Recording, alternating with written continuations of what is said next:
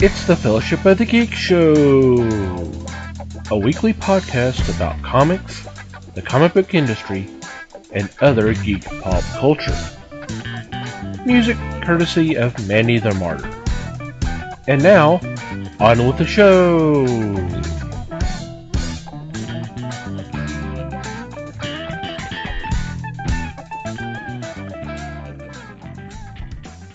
Hey everybody, it's the Fellowship of the Geeks podcast.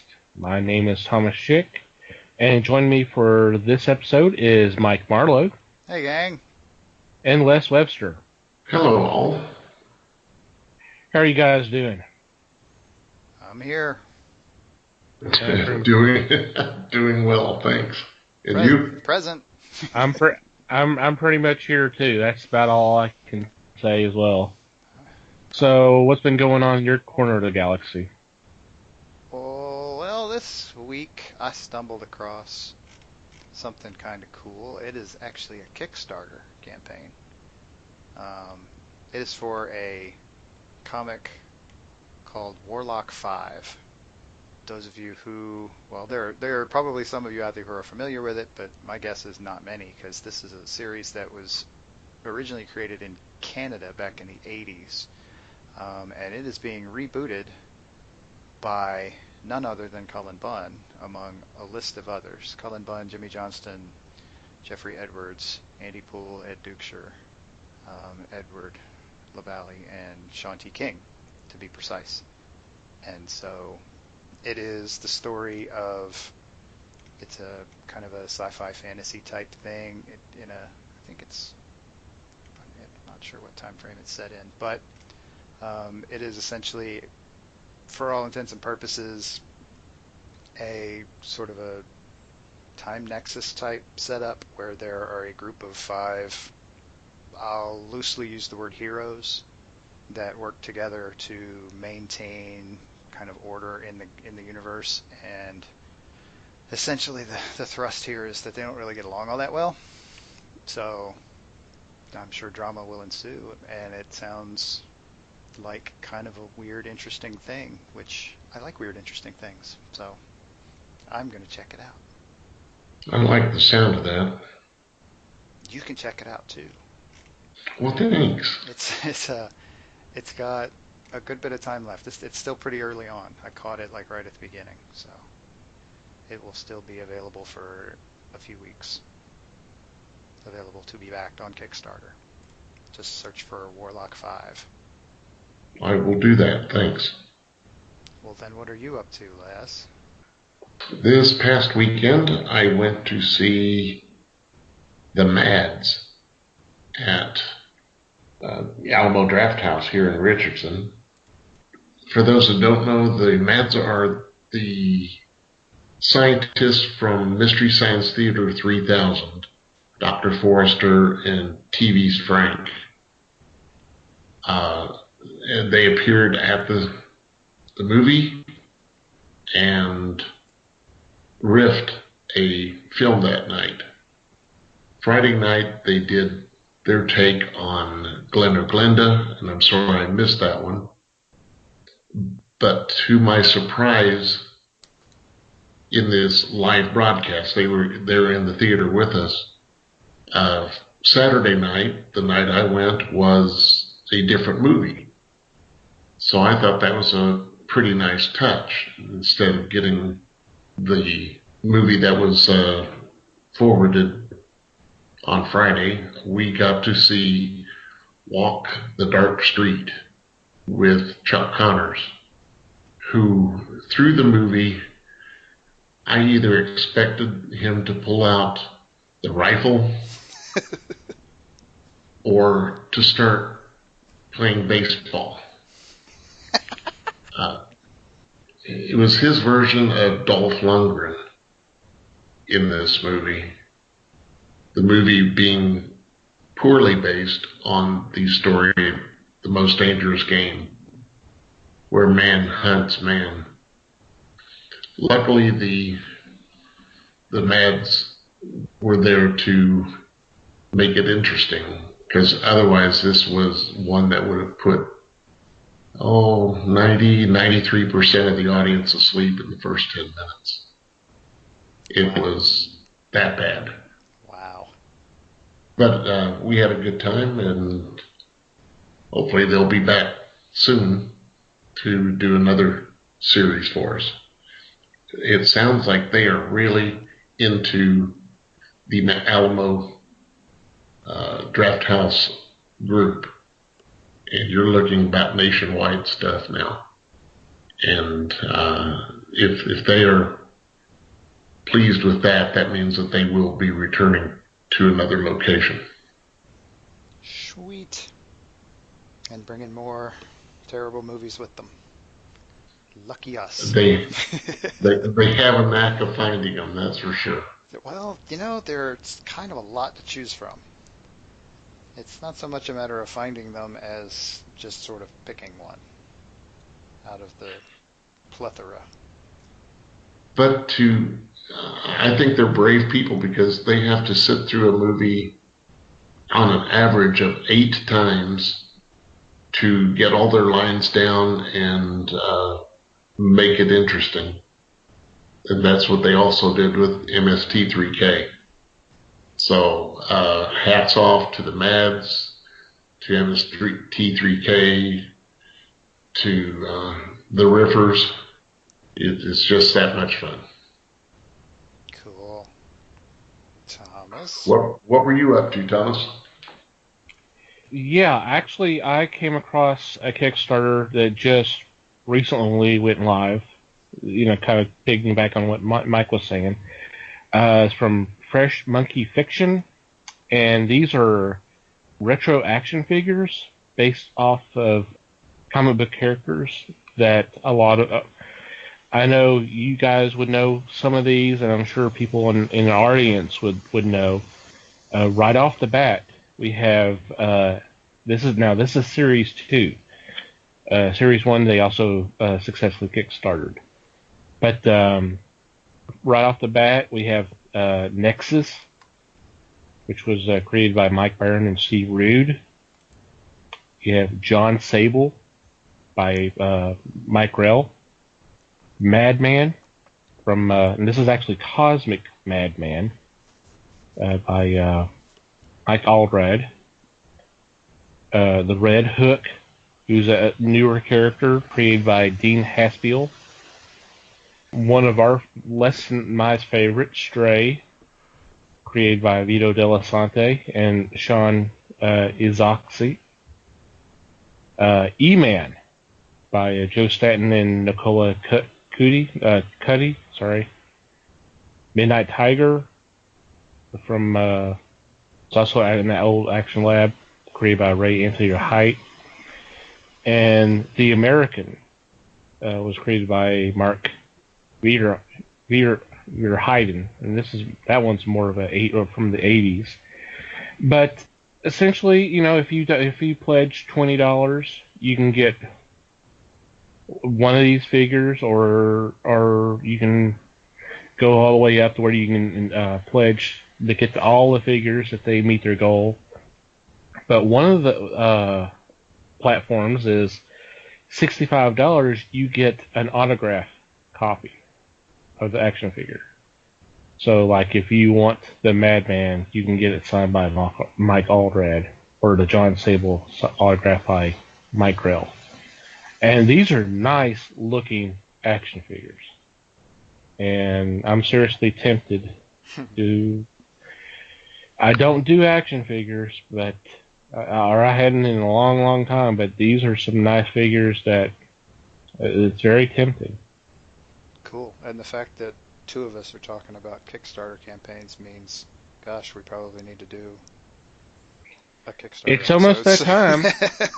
We're actually getting close to that time. It's almost a new quarter, so yep. Clearly we're getting close, because we're obviously starting to look at Kickstarter again.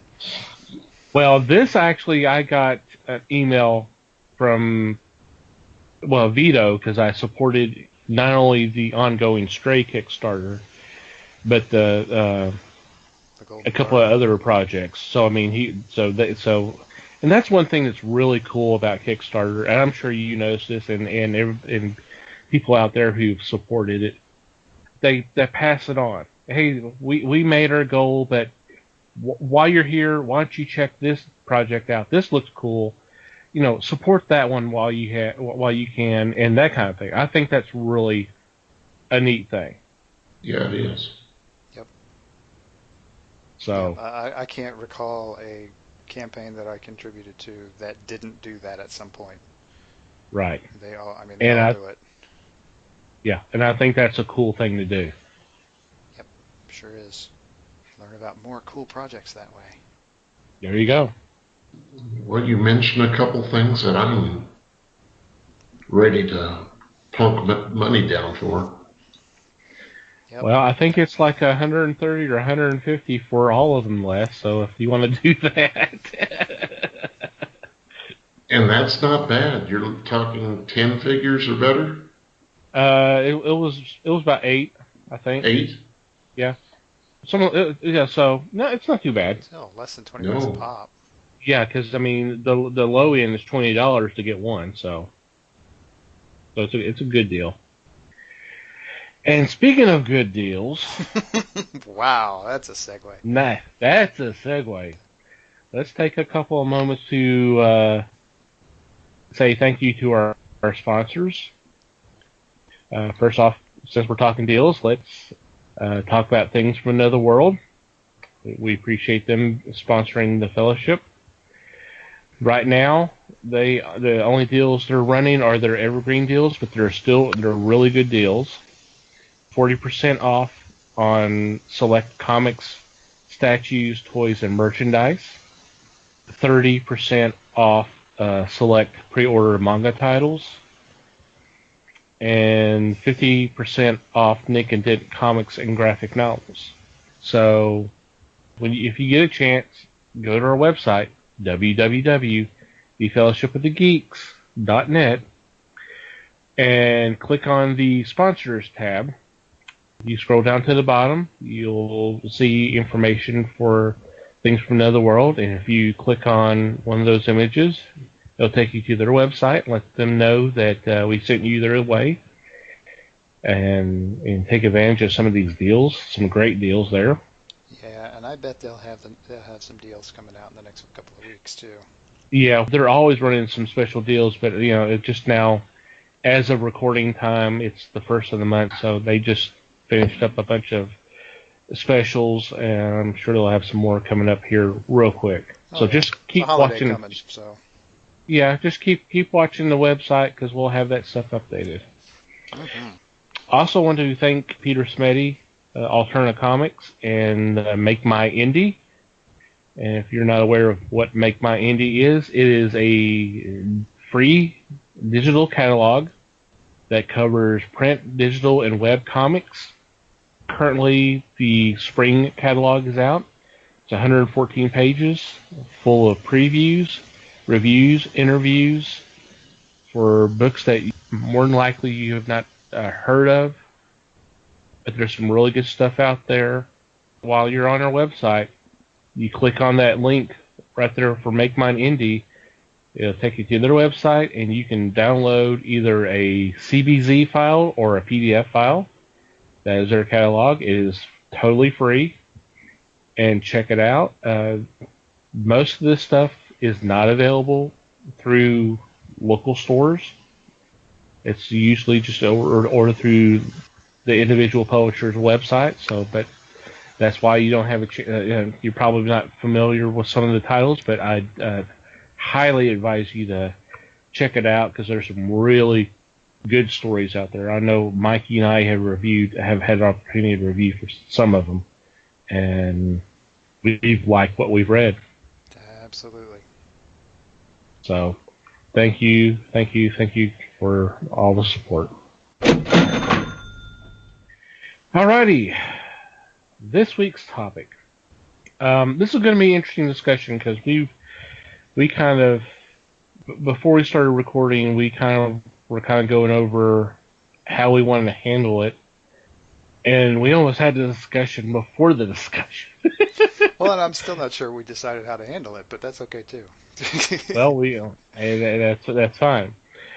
I saw a quote, and it's attributed to a.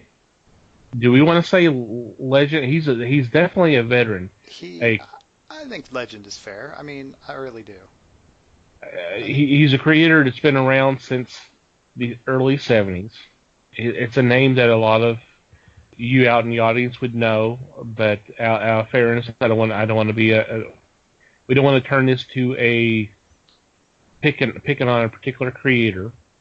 But the comment he mentioned, he said was, and I've got it right here, so it basically says the coloring and lettering should not draw attention to themselves. If they do, then they're not doing their jobs right. Essentially, that's what he said.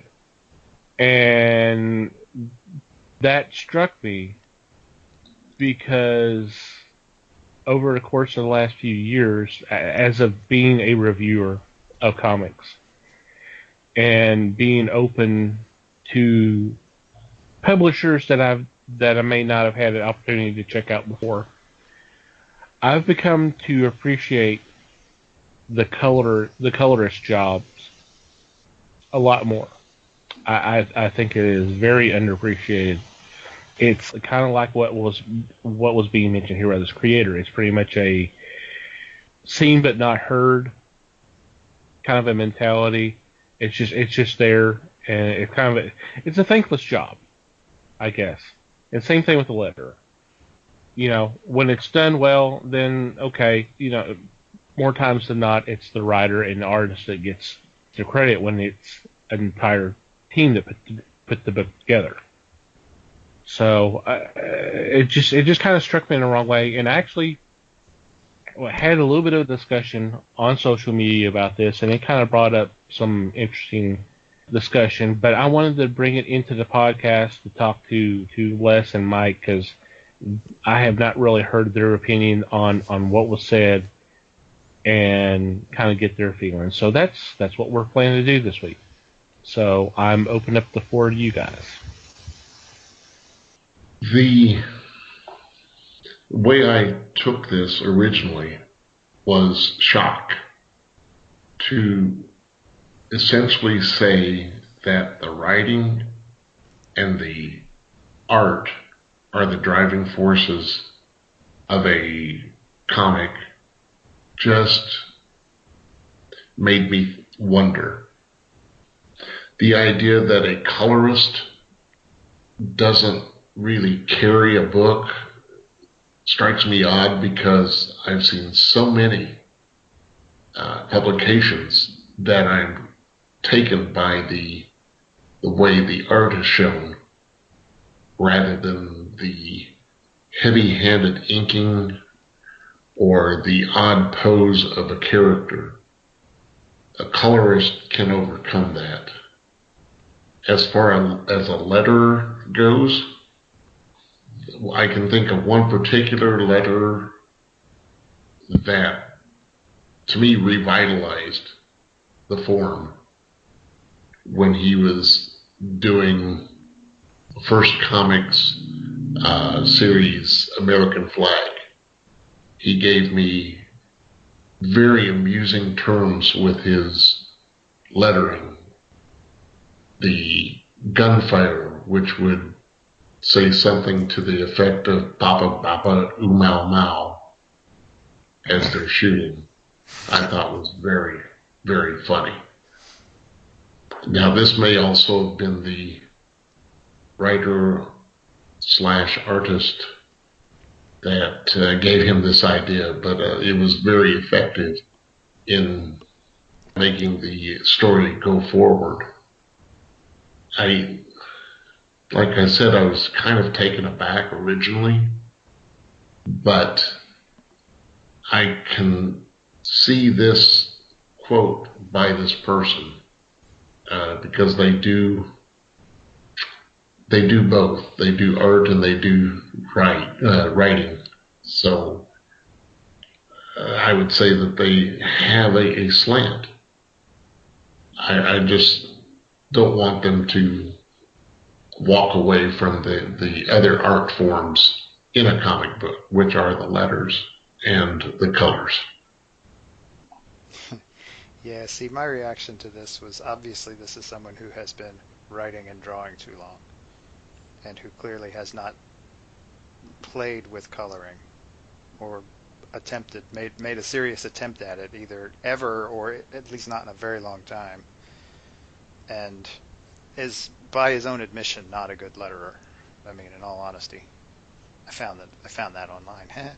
But yeah, and this is also, and again, not naming names, but this is someone who has a history of rubbing people the wrong way in the industry, and so I suspect that he's one of those types that just speaks before he thinks sometimes. So, I mean, I wonder how much of the comment. I find myself wondering what I have not. In poking around on the internet, I didn't really find a context for the comment because the comment was posted. What I saw, what Tom showed us, was posted on Twitter. So, I mean, it's Twitter. I mean, another great name for Twitter would be No Context Theater, which actually I say that I think somebody really does that already. So that's, if not trademarked, then should be for that person. But it's sidetrack. Yeah, I mean, the person who is making a comment like that is clearly so wrapped up in what they're doing themselves that they're just not paying attention to the stuff that happens in what they consider, I'm sure, to be post-production. And I think they're doing a great disservice to both themselves and to the people that do that post-production for them. I think it's one of those cases. It's probably one of those cases where this person is just kind of talking out of his ass a little bit, and if not intentionally trying to stir up some shit, then certainly not being terribly concerned about whether he does or not. I don't think he's doing it intentionally. I think it's pretty much just that's the way he feels, and I'm sure there's others who feel that way. I don't think they're right. I think we could rattle off a list of examples where they're clearly not right, but right. At least to prove them wrong. But right. Whatever. That's not necessarily helpful. No. To me, in the case of a colorist, it's like it's for like a film. It's like the cinematography or set design, that kind of stuff. Because that's essentially what it is. It's accentuating the mood. It's giving you a visual look that not just the artist can do through pen and ink. And I don't mean to sound like a colorist is not an artist. They are artists. They are pencilers. I've seen specific colorists that, I mean, you see them do color on a couple of different books, and then you see them draw a book, and it's amazing. Mm-hmm. I mean, yeah, they're just as much artists. They've gone through all the same training as all of the artists. Right. For the ones who go to art school, they've been to art school. That's what they've done. They just happen to have decided to do colors instead of arts, or alongside art, drawing, and that's just the thing. And I mean, the same with the letterers. A lot of those folks they do that because they're really good at the manipulation of the images that's required in order to do it. And I'll sit or stand or whatever I'm doing here and argue that the lettering can have just as much of an impact on mood, like you said, as colorists. I mean, I'll throw out an example. For my money, one of the books that's out there that's really popular that I think the lettering is a big contributing factor, whether people realize it or not, is Saga. And it's not just because of what the letters look like. There are a lot of other different factors. They play with a lot of things in that book, specifically with the lettering. And I think it has a huge effect on how that book is read. Yeah. And I mean, not everybody gets as experimental with lettering as Saga does, but it's still it has an effect. I'll point out one that Les and I read just real recently. Unfortunately, he wasn't part of the conversation, but when I told him about what was discussed, he was like, "Oh yeah, it was from Aftershock Comics. It's World Reader." And just a quick setup: the story is about a crew that are flying from planet to planet to find out why the planet died. And one of the crew members is literally a world reader. She's able to somehow channel and kind of get a, I don't know, you want to kind of vibe, or she's able to relive moments of what happened on the planet. The coloring changes. It makes a big deal because, I mean, I think just ordinary scenes were like shades of purple. But when she kind of started, and I'm going to say vibe, I don't know what you want to call it, but when she starts trying to read, all of a sudden they turn purple. I mean, they turn orange. And there was other things going on.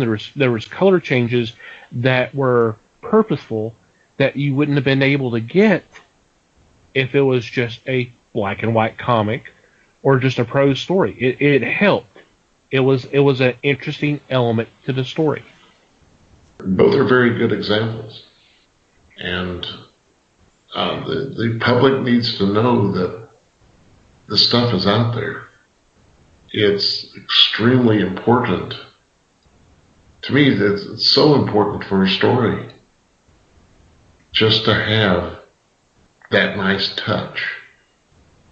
And we can belabor this all we want, but it's part of it, folks. It's part of the story. And hopefully you folks also understand this.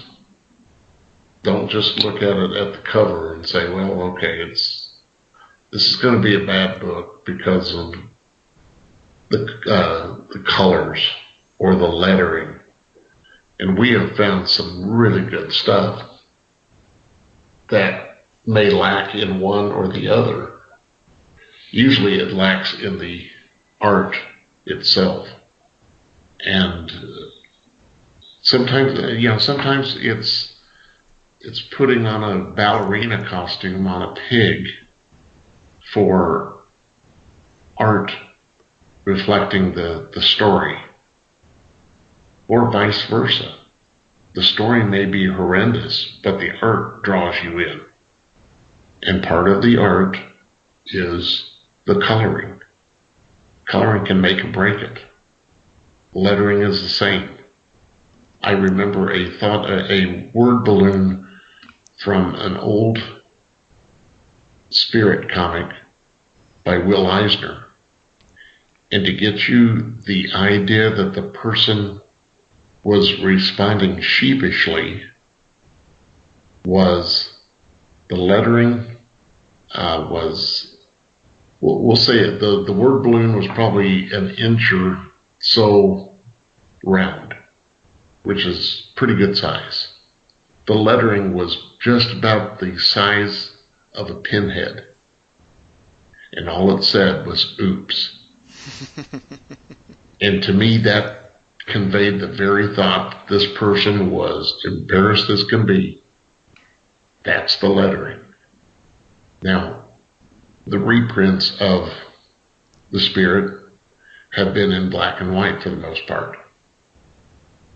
It was Warren Publishing, I believe, that did the comic book size reprints.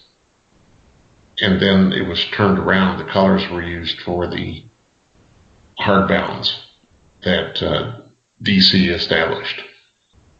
But just because of that, because of the color, I was drawn in. I'd seen them before in black and white, which were effective, but then the color made me really see what skin tones or what the outfits were and how they could be either a hard cardboard looking dress or a filmy skirt or top. And that added to it. It wasn't just bare bones. It was established by color. Right, and those color choices can have a bearing because, I mean, like for example, if you choose a color palette that's kind of muted and not real, very few bright colors, that's going to convey a different feel than a really bright four-color-esque palette. And depending on the story, that can make a really big difference. I mean, if you're in this, I mean, if you're in a sort of, if you're writing sort of a noir story and you've got really bright colors, well, what does that mean? I mean, what's the feel going to be? That's going to be a different feel than it would be if it was the usual grays and browns and stuff that you see and that sort of thing. And it's going to take your story to a different place, or help to take your story to a different place. And that it's just it's just hard to see somebody. It's hard to see anybody hammering on a colorist because it's just such a vital part of the whole process. And I mean, don't get me wrong, I'm as big a fan of black and white books as anybody.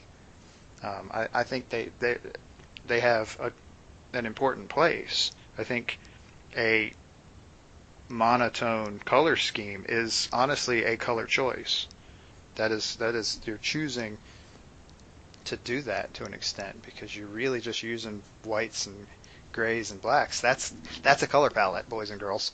I hate to break it to you, but you know. And the other thing that people might not realize is that it really, choosing to do a black and white book really forces a penciler and an inker to be it's like working without a net. I mean, the art can be really, really, really good, or it can really bomb, and it's not that big a difference. It's just there's more work involved in making that look good. Generally speaking, you're going to have more lines and strokes and whatever on a page that's intended to be black and white than you are something that's going to have color added to it. And that's just the way that works, and so it's frustrating because I mean, admittedly, I mean I've read comics off and on for a while, a lot more so lately for sure, and by lately I mean like the last 5 years, but yeah, there's just so much, there's so many possibilities.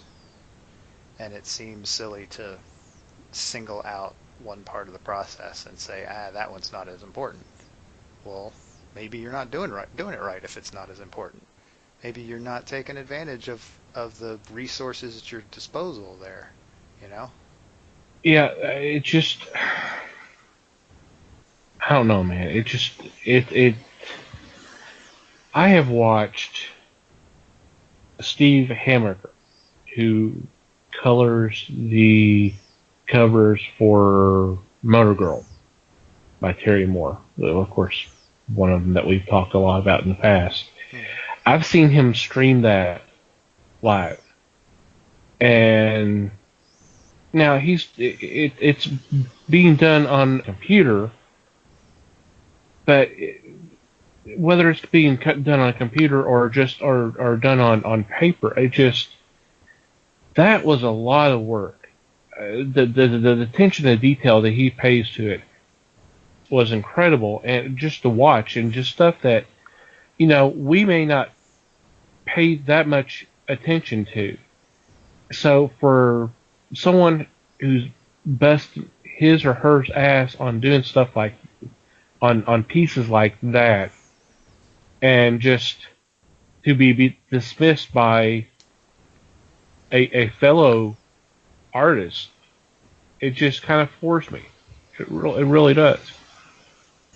That they don't matter unless they screwed it up.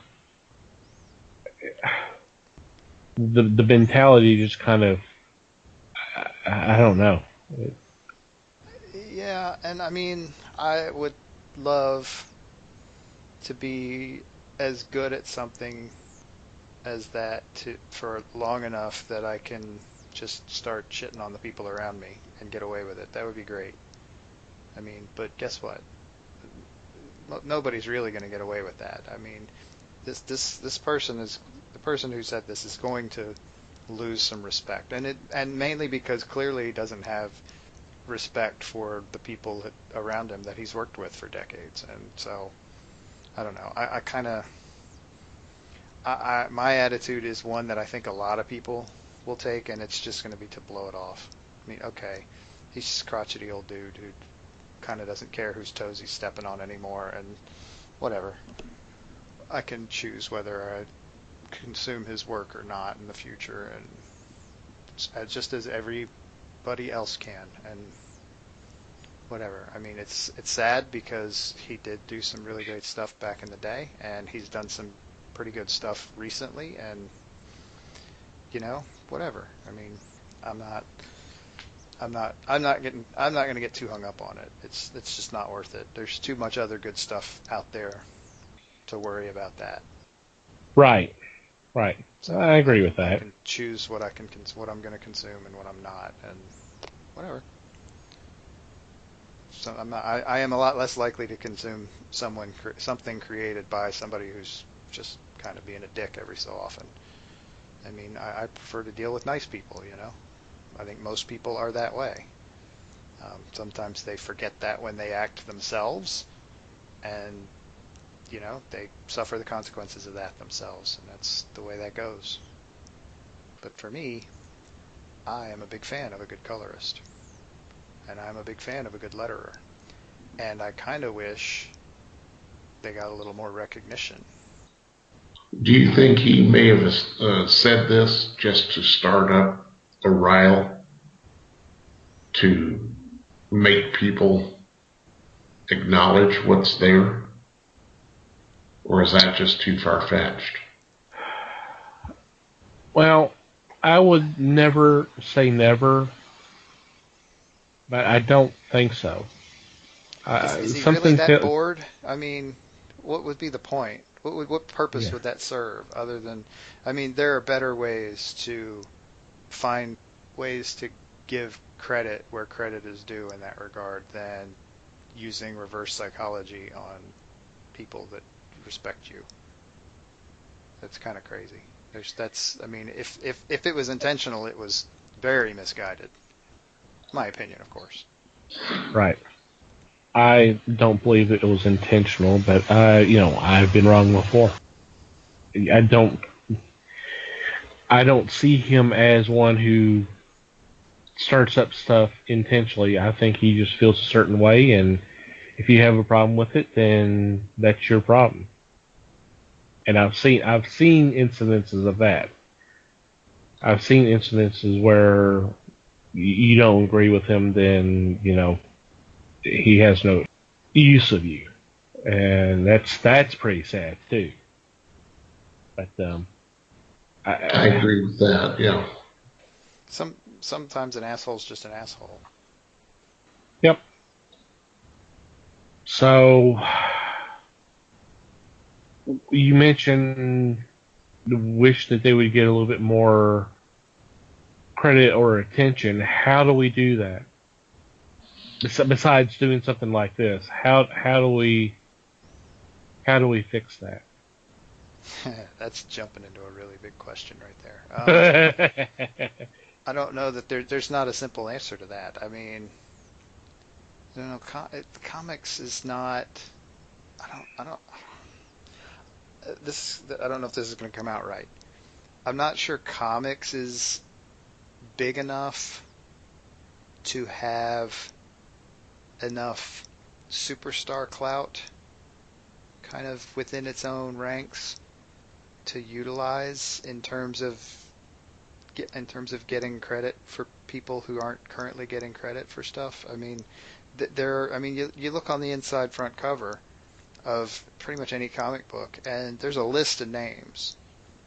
And why only some of those names are the ones used to identify that book, I don't know. I don't have an answer for that. I don't know why that would be the case. Why would you stop after 2 or 3 names when all the names are listed the same size font? I mean, there's no reason to stop there. I mean, if you're not of the opinion that everybody on that page is important, then I don't know what to tell you. You know, it doesn't. It's the kind of thing doesn't entirely make sense to me. Other than, I mean, I guess in terms of reporting, in terms of space, literally the space it takes to list all of those people, it's tricky to do that. I mean, you talked about being a reviewer of comics. I mean, my reviews, I make a point of listing as many people as I can in my reviews. I mean, I make a point of listing at least the writer or writers, the artist or artists, the colorists and the letterers, because, I mean, I know that they're all involved in the process. I mean, and when you talk to creators, they talk about how everybody contributes, and how sometimes how they kind of save each other, and how sometimes they push each other and make each other better in the ways that you would kind of expect to hear creatives talk, if you know anything about them. But so, I mean, I don't know how to fix those things. I don't know how to make that. I don't know how to make the average person more aware. I mean, like I said, it took me a while to get to the point where, I mean, I have no training in art whatsoever, which may sound weird for a comics reviewer to say that, but I have no training in art. I want to say my last art class was in like 6th grade or 7th grade. I got into music. I got away from art, so I took a drawing class somewhere along the line in middle school, I think. That's about it. So I had no training really. I had to read comics for quite a while, for quite a long time, before I could get to where I could sort of spot some of the nuances that are going on.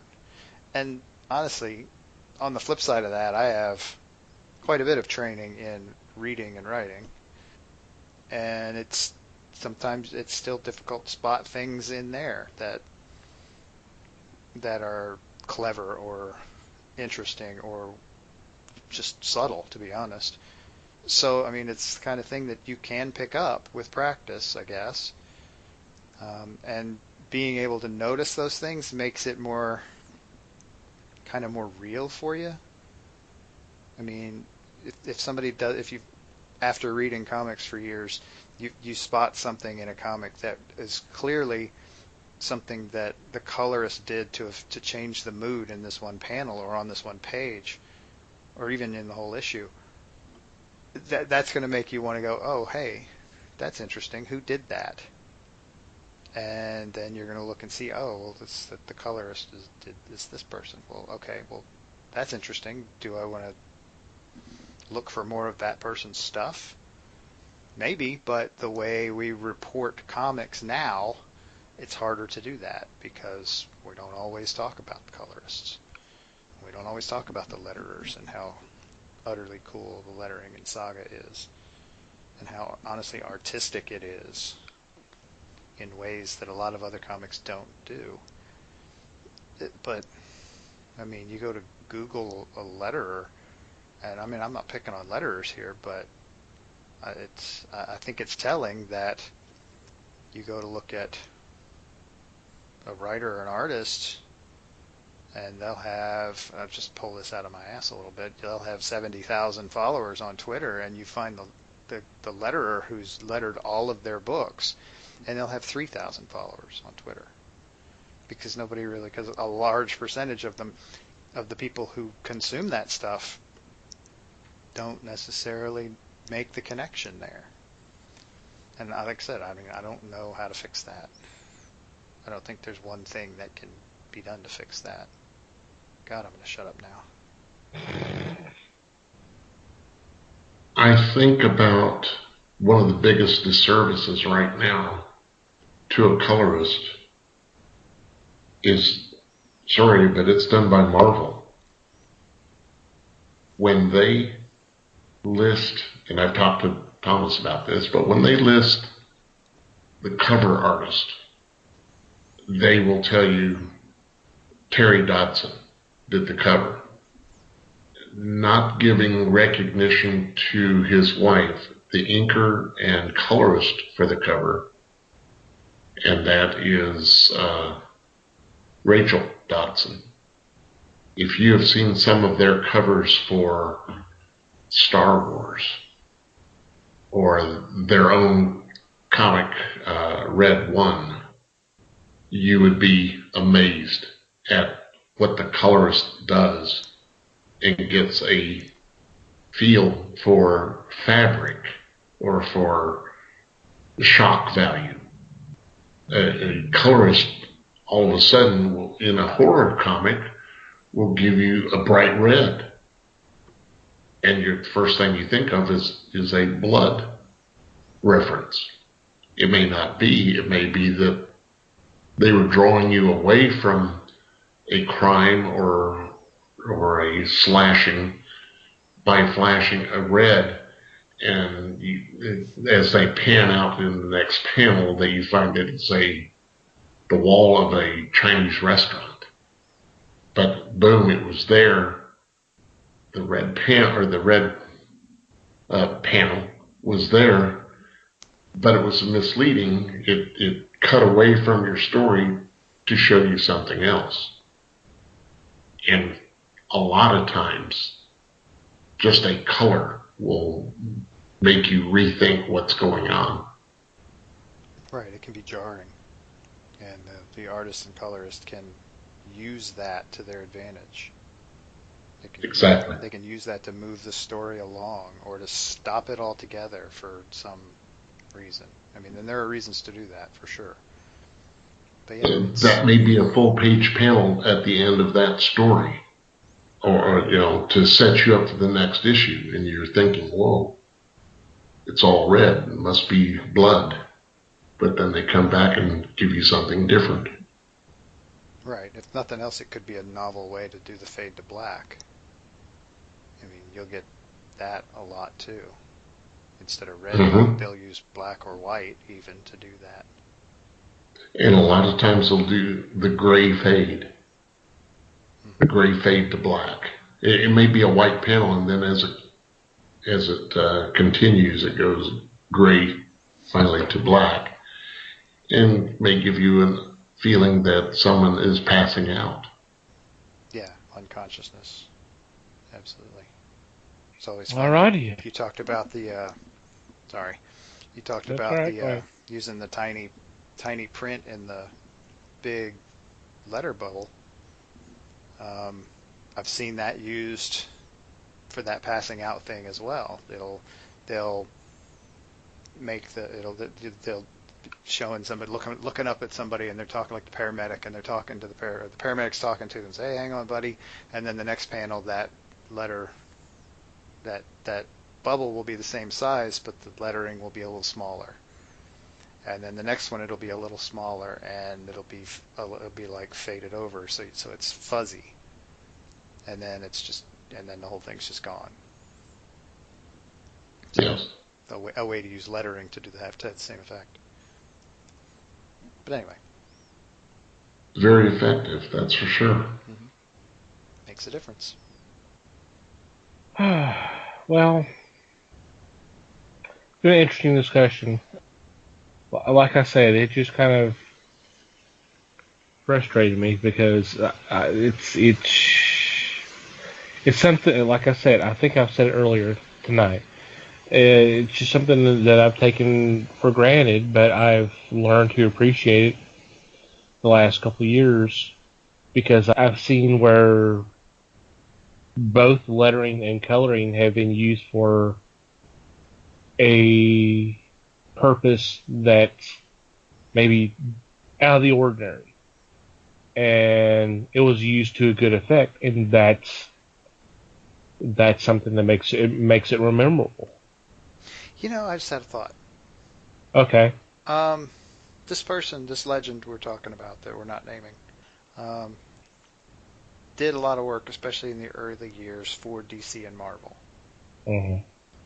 I imagine back in those days, color palettes were pretty well set, and lettering styles were pretty well set, just from like an editorial / continuity standpoint. I mean, you're not going to make a lot of coloring changes to Superman. If you do it, especially back in those days, because things were a little more tightly controlled back then. Nowadays, artists can get away with a little more in that regard. Colors and letters can at least suggest possibilities to the monolithic companies. But back then, that didn't happen. There's just no way. It almost never did a color scheme for someone like Spider-Man change. And when it did, it was drastic and didn't really affect anything like the black suit. Given that perspective, I can almost see what he said making sense. In that, if you hand a colorist the palette, because the palette is, I don't want to say it's the only creative outlet for a colorist, but it's the big one. It's an important part of you're deciding in a way what a book is going to look like, what colors are going to be used for that book, and for certain pieces of that book, certain things in that book.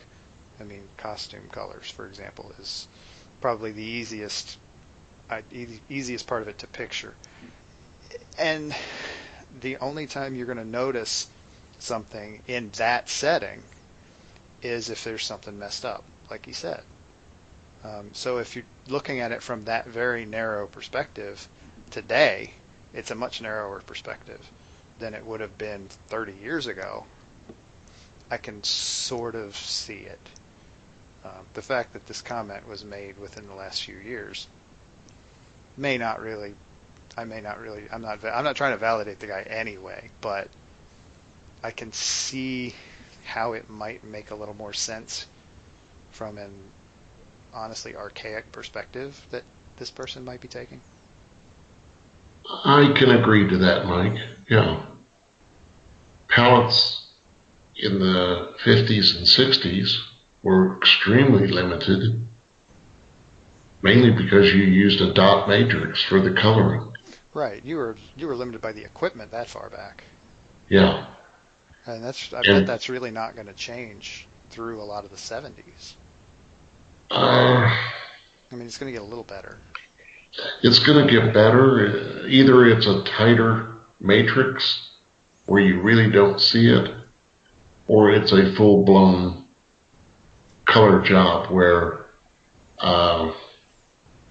there is no matrix involved. It's almost screened in to provide the look. Yeah. Okay. Any final thoughts before we wrap things up and move on? Yeah, colorists. Yeah, letterers. They are appreciated, yes. I agree. We love those people. By golly. By gum. Alrighty. We're going to take a quick break, and when we come back, it'll be time for picks.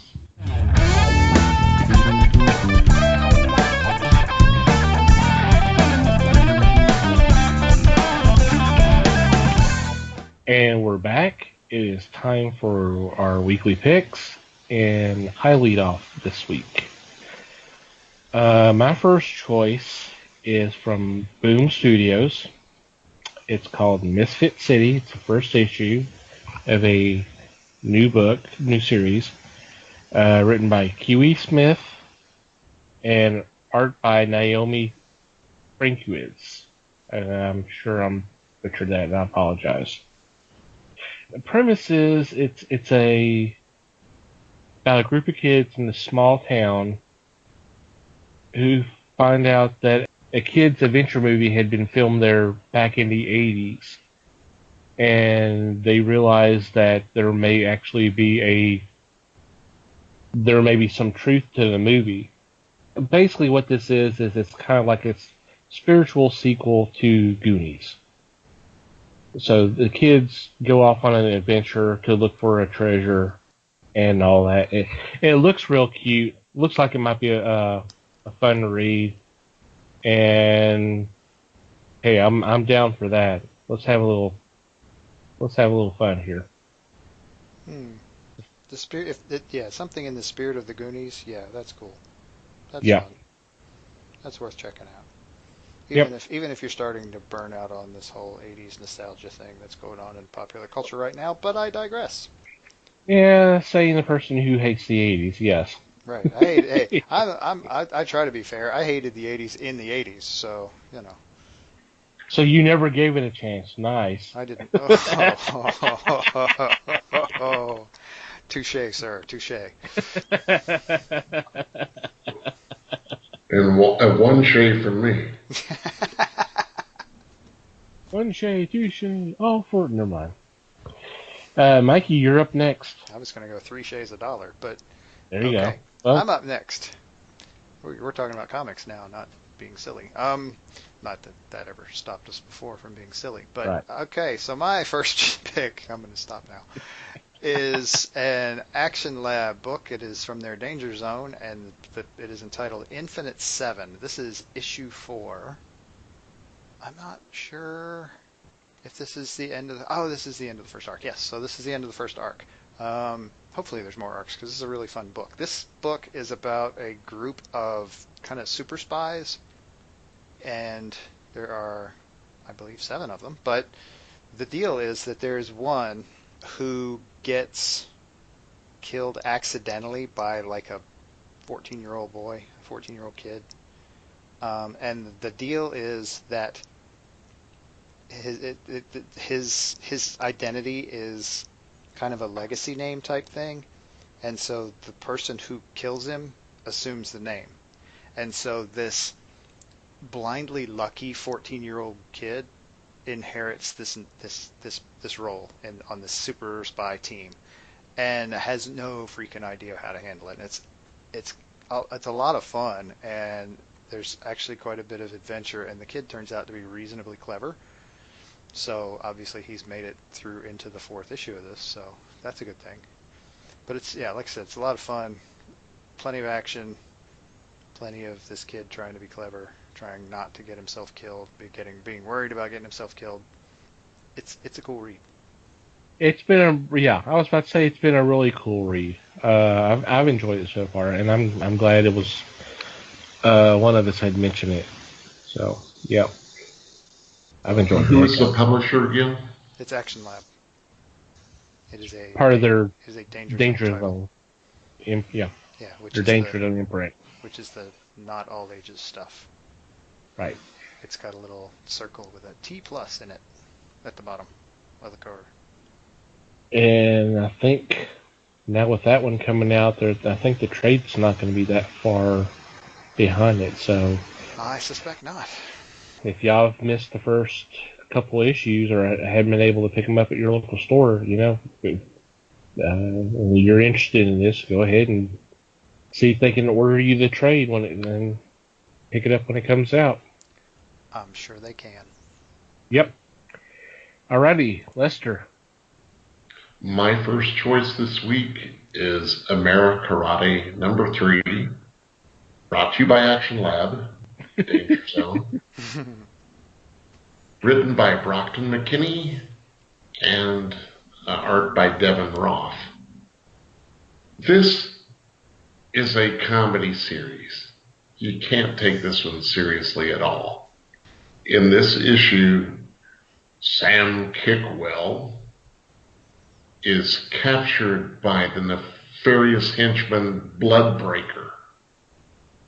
Okay, now we've got the idea that how goofy this is going to be. The enemy is Neon. He's an evil dictator, and he believes that he has now captured the only thing that stands between him and world domination. Of course, he believes that Kickwell is that person. But, to his surprise, Karate Master Force agent Cynthia Weaver has become part of the Despot's lair and is prepared to kill her way to the top with karate. So, it's goofy. Just sit back and enjoy it. I'm not really sure how long a series this will be, but if they can continue with the content that they have already, I'm okay with that. You can carry it on as long as you want, and believe me, I'm not a fan of the chop socky movies of the 70s and or 80s. So this just makes me laugh and makes me think of why I wasn't a fan of those films anyway. I'm going to say try it out again.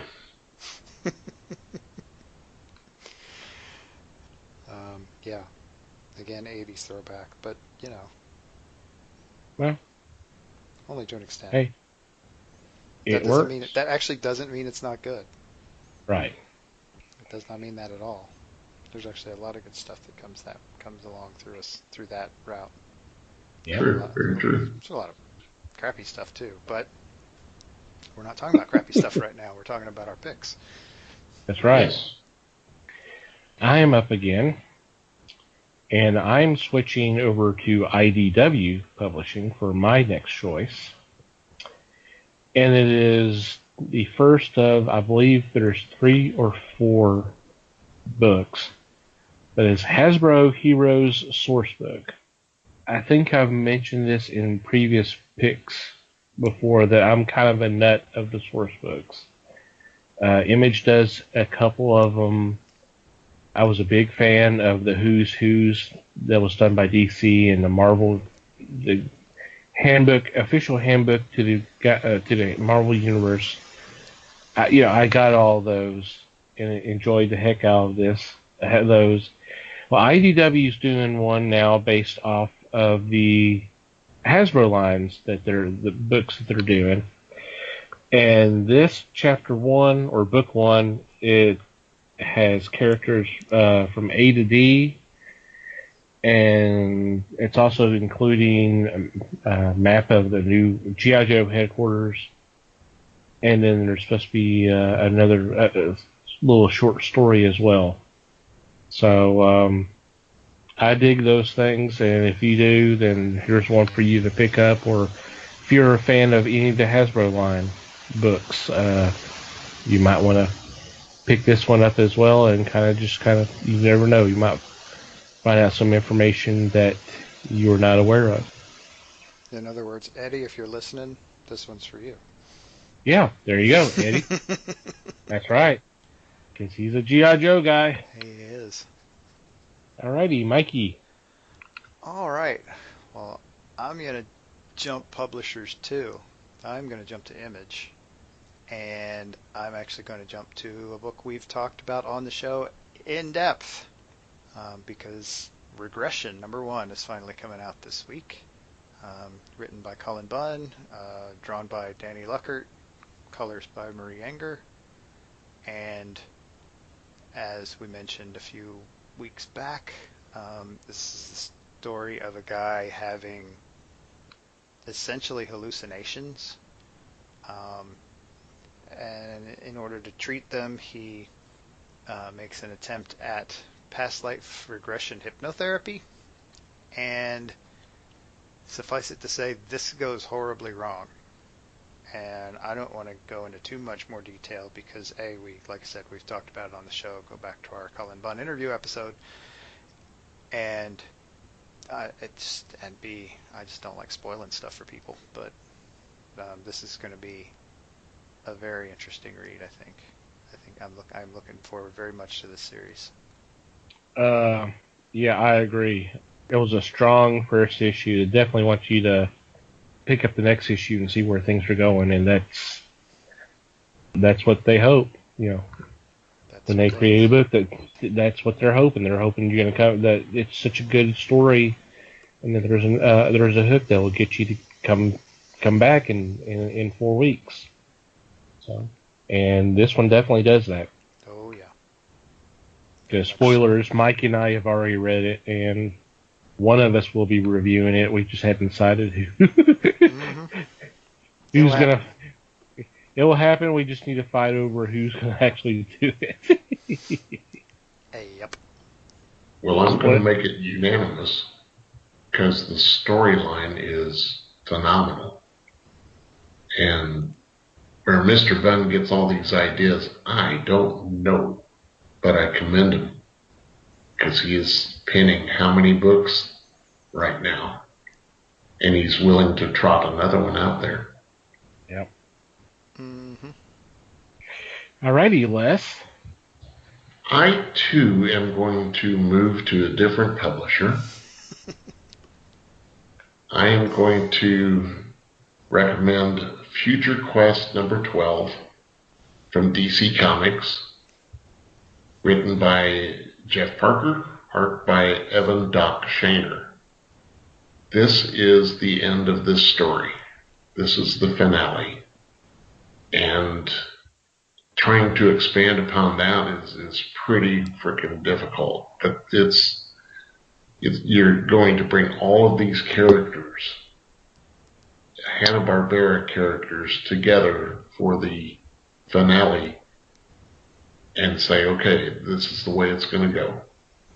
I think it's been a good read to have all the interaction and then to also have some backup stories from the first issue with the introduction of Space Ghost and how he became this character right through Johnny Quest and Frankenstein Jr. and the Impossibles and everybody else. This has just been too much fun, and hopefully, and I'm sure soon, they will have the collection. But if you're reading the single issues, this is the end of the story. Yeah, kind of sad to see this one go. It's been very well received, but who knows? It'll come back in some. It'll more likely come back in some other iteration. I can see where they could possibly do another look. Of course, they did the Hanna-Barbera DC Universe crossover here a few months ago. So I can see that this turn around and split off into various miniseries. I can see Birdman and Johnny Quest,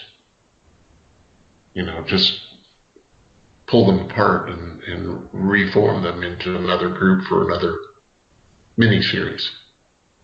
Yep. I'm sure they will if it really worked that well. If it's a well that got them some water, then I'm sure they'll go back to it. Uh-huh. Well, this was one of the new ideas that they had when they began Rebirth.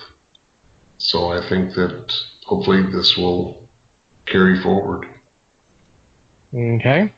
I believe we all have honorable mentions this week. Am I not mistaken? I believe we do. Okay.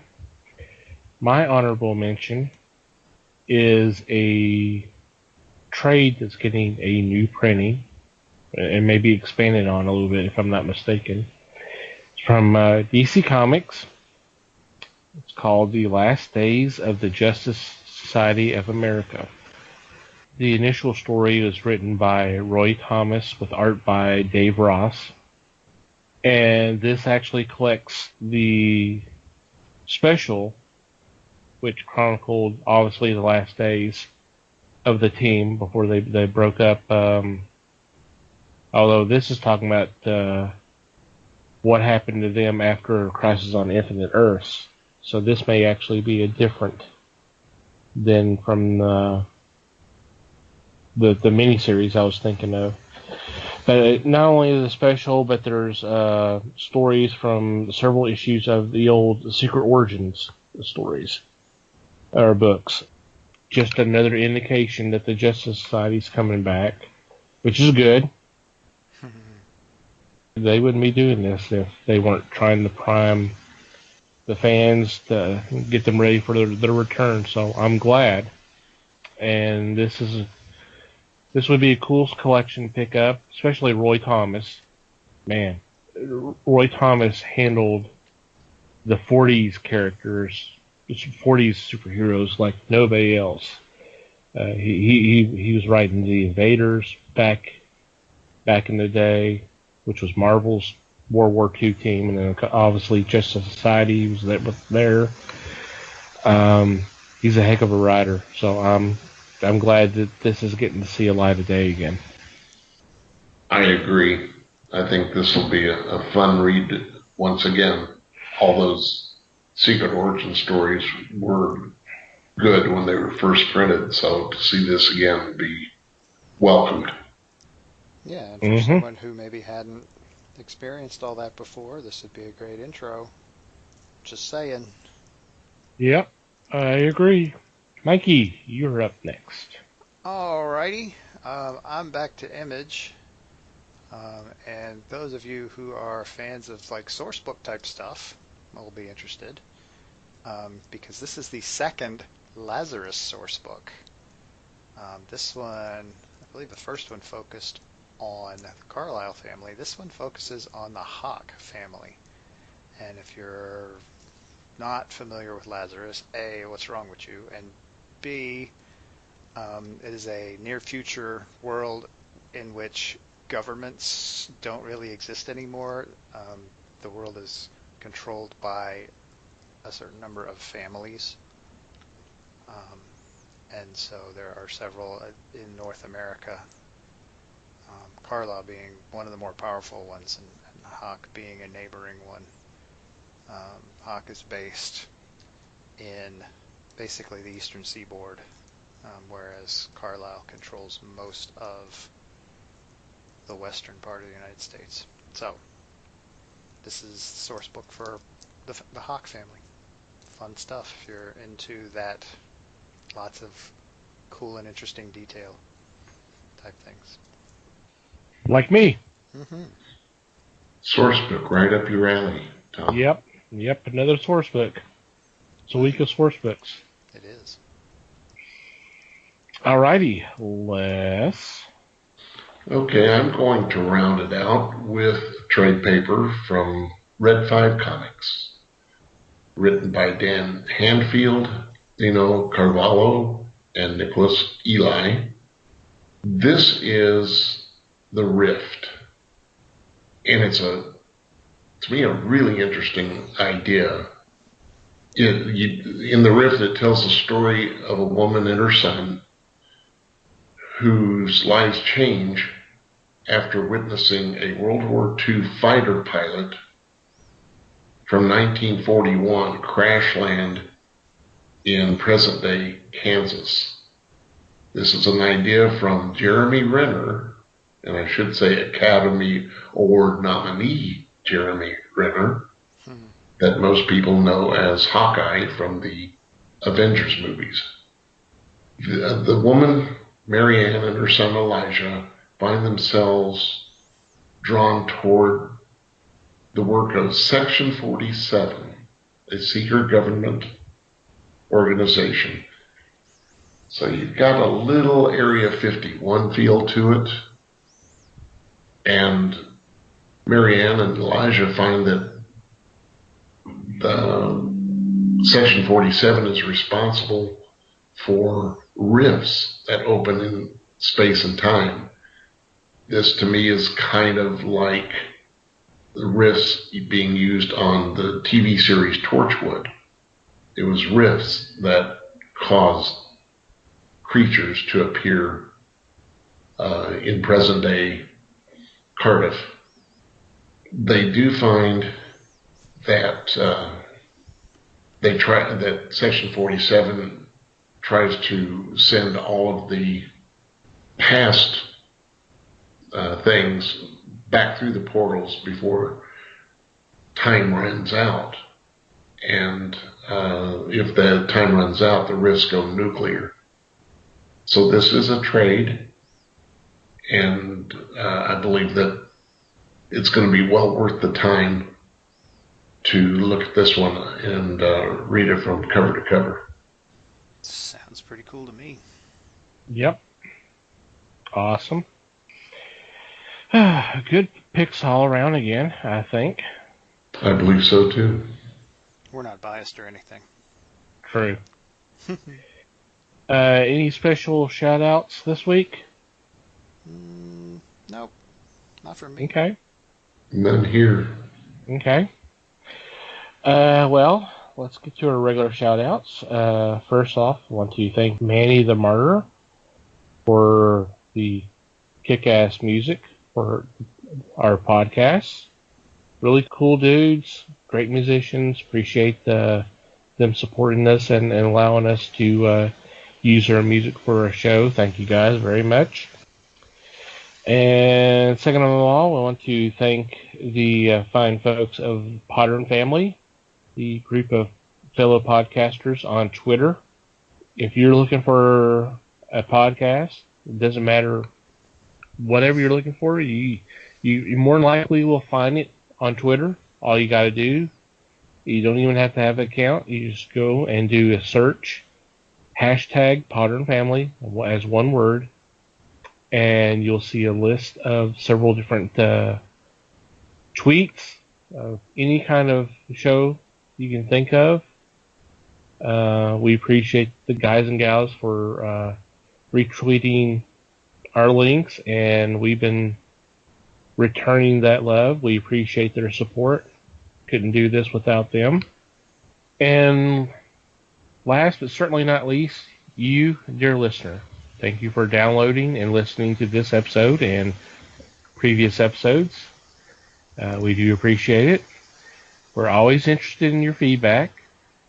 If you have a comment, suggestion, question, complaint, whatever, please feel free to contact us. And there's several ways you can do that. You can go to our website, www.thefellowshipofthegeeks.net, and click on our About Us tab. And there's a form there that you can fill out, and we'll respond to you as soon as we can. You can always send us an email at thefellowshipofthegeeks.net, and we'll get that and respond to you. There's also social media. We are on Facebook, The Fellowship of the Geeks, as one word. Please feel free to like us, and if you want to send a shout out, that's more than okay. It would be greatly appreciated. Obviously, we are on Twitter at Fellowship Geeks. Feel free to follow us there, and if you want to, go ahead and say, hey, how's it going, guys?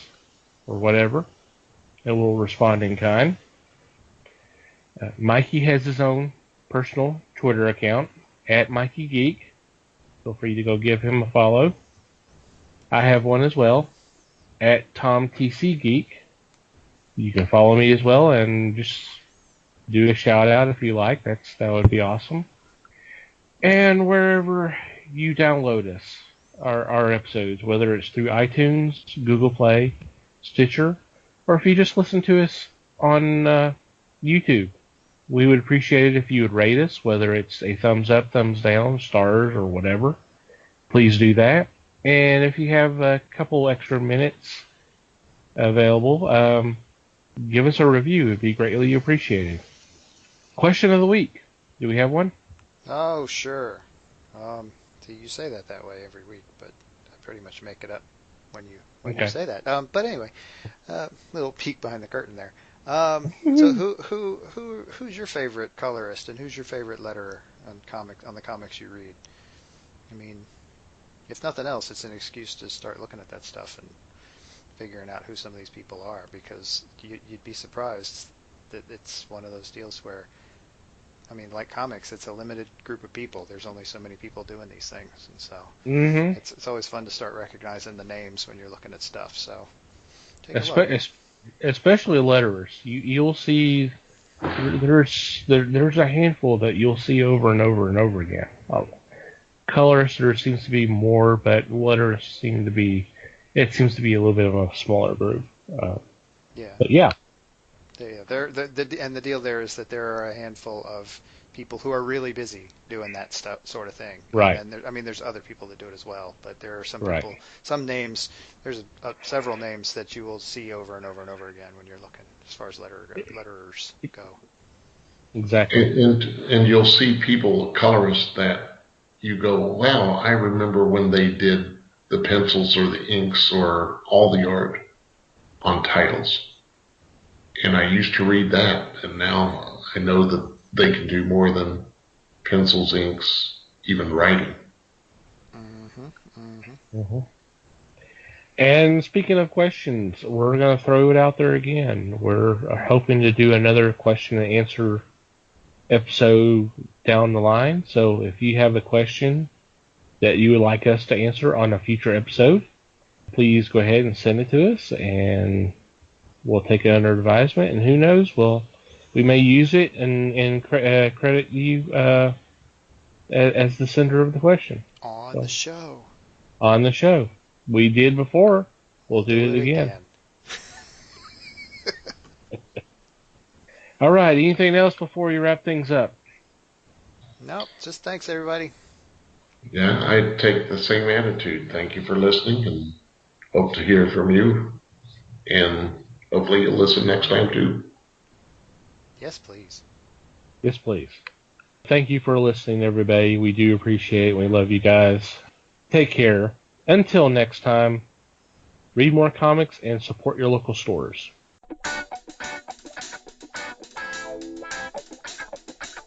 We thank you for listening to the show. Comments, suggestions, and questions can be sent to email at thefellowshipofthegeeks.net. You can follow us on Facebook at The Fellowship of the Geeks and on Twitter at Fellowship Geeks. Until next time,